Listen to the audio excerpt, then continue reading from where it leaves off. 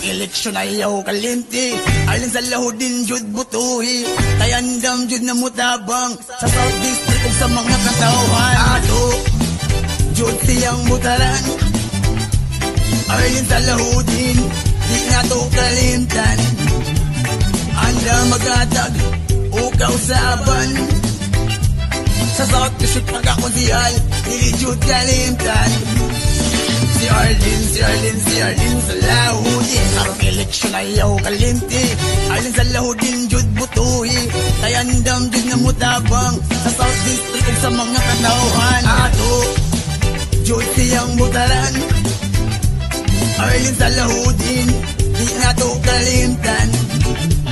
Anda magatag o kausaban sa South District pagkakonsihal, dili jud kalimtan. Si Arlene sa lahudin. Advocate inclusivity for Muslims, Christians, Catholics in all regions. Advocate in hunger campaign. Affiliations and partnerships.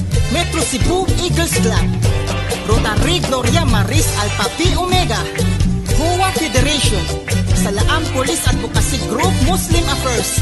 Pusa karong umaabot na eleksyon, di nato kalimtan. Arlene sa lahudin sa pagkakonsihal sa Cebu City South District. Ato jud siyang butaran, Arlene sa lahudin di nato kalimtan. Anda magatag o kausaban sa South District pagkakonsihal, dili jud kalimtan. Si Arlene sa lahudin. Mga subuanon karong umaabot na eleksyon, atong pilion Arlene sa lahudin sa pagkakonsihal sa Cebu City South District. Iboto ta. Ato jud siyang butaran, Arlene sa lahudin di nato kalimtan. Anda magatag o kausaban sa South District pagkakonsihal, dili jud kalimtan. Si Arlene sa lahudin. Numero 34 sa balota. Si Arlene sa lahudin.